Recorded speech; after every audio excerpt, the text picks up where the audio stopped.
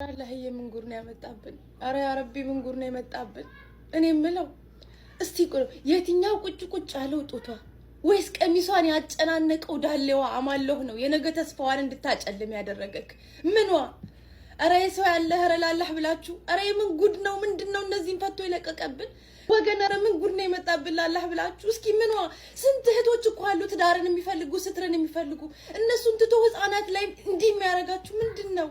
አረ አላህ ምን ጉድ ነው ያመጣብን? አረ ምንድን ግብረ ስጋ ግንኙነት የምታደርጉ ትክክል ናት እኮ ባይዘው እኛም ይሄንን እኔ ይሄ ነገር ባይዘው ሐቁ ልንገርሽ ይሄ ነገር በጣም ብዙ ጊዜ ውስጥ ያድሯል። የዛሬ አመትም ትንሽ አንስቼ ነበር አረቴ ምናምን ብሎ ተጫጫሁብኝ እንጂ ትልቅ ሰው ህፃን ልጅ የለውም እንደሱ የራሱ ህፃን ልጆች እያለ የ9 አመት ልጅ እሸት ልጅ ገና እስከምትታመም ድረስ በዚህ ዙሪያ የሆነ ታሪክ ልንገርሽ። ነብዩ መሐመድ ታሪክ ነው አይደል እያወራን ያለ ነው። ስለዚህ ነብዩ መሐመድ እሳቸው በ54 አመት ሆኖ የ9 አመት ልጅ የግብረ ስጋ ግንኙነት ሲያደርጉ ልጃቸውን ፋጥማን ግን እንደውም ትልቅ ሴት ናትና ለጋብቻ ሲጠየቁ ልጅ ያልደረሰችው ብሎ ከልክሎ ነበረ። ልጅ ያልደረሰችው ብሎ እንዳውም እሷ ከምንም በላይ ከፈለገ እንግዳ ጋር ቢኖር እሷ ስትመጣ ብድግ ብሎ ግንባራን ይስማታል። እንደዛ አይነት ነገር ነው የሰማው። የራሴ ልጅ ምንድነሽ? ሰው ልጅ የራሱ ልጅ በሚወዱን አሁን የሰው ልጅ ማክበር ያለብን ተጣጣልን። ብዙ ኡስታዞች አሉ እኔ የተነሱ ስልክ ቁጥር ምናምን ያኔ እንደዛ ቀውጤ ከተማውን በማረግበት ሰዓት ሽማግሌ ተልኮብኝ አቁሚ ይሄ ነገር ካንቺ አይጠበቅም ተብዬ በእነኚህ ሁለት ሙስሊም እህቶቻችን መካከል ሁለት መሰረታዊ ልዩነት አለ። የመጀመሪያዋ ቁርአኗንም ሐዲሷንም የነብዩን ሱና ምንም የምታውቀው ነገር የለም።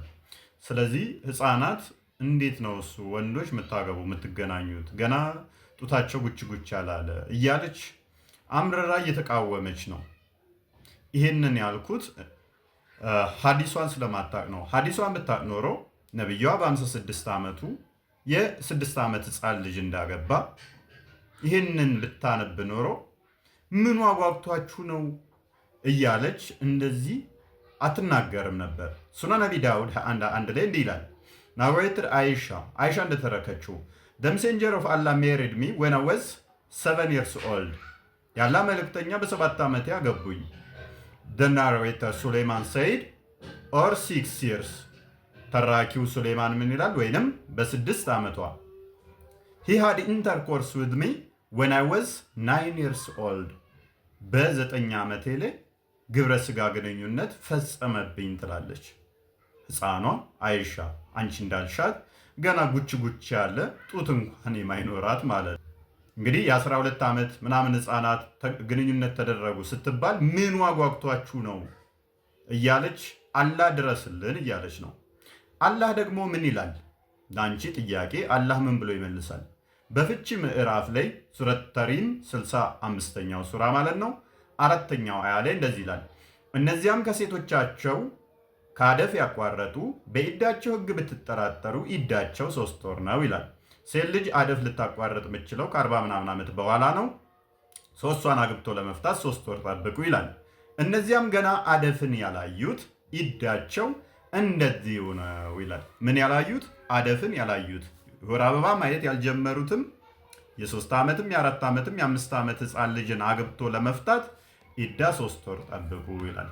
ይህንኛው ቁርአን ላይ ደግሞ ህፃናቶችንም ይላል። ህፃናቶችን ፔሬድ ማየት ያልጀመሩትን መፍታት ስትፈልጉ 3 ወር ጠብቁ።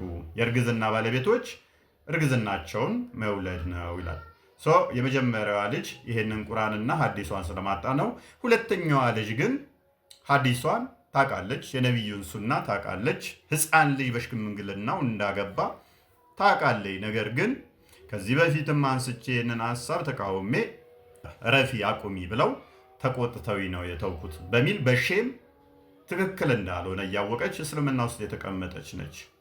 በጣም በሚያሳዝን ሁኔታ እህታችን ከእንደዚህ አይነት አይምሮሽ ከማይፈቅደው ከእስልምና እንድትወጪ ጥሪ እናቀርብልሻለን ማለት ነው።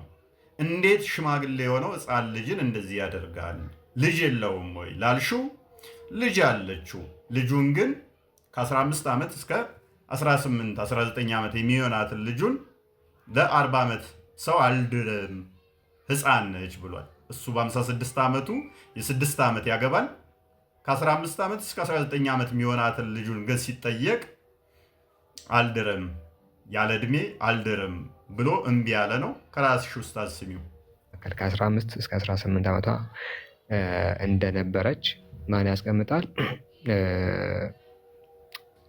ኢብኑ ሳድ ያስቀምጣል። ስለዚህ በእድሜ ደረጃ ማንን ትበልጣለች? አይሻን ትበልጣለች። በእድሜ ደረጃ እንደምትበልጣት በጣም እሙን የሆነ ነው፣ በጣም ግልጽ የሆነ ነገር ነው። ታዲያ አላህ መልእክተኛ ሺስ ያንግ ማለታቸው ወይ ልጅ ናት ማለታቸው ስለምንድን ነው ከተባለ ከአቡበከርና ከዑመር እድሜ አንጻር ነው። ሁለት አይነት መልሶች አሉ፣ ሁለት አይነት አንድምታዎች አሉ። የመጀመሪያው ምንድን ነው? አሊ ሲጠይቃቸው ለምን ነበር የሰጡት ታውቃለህ?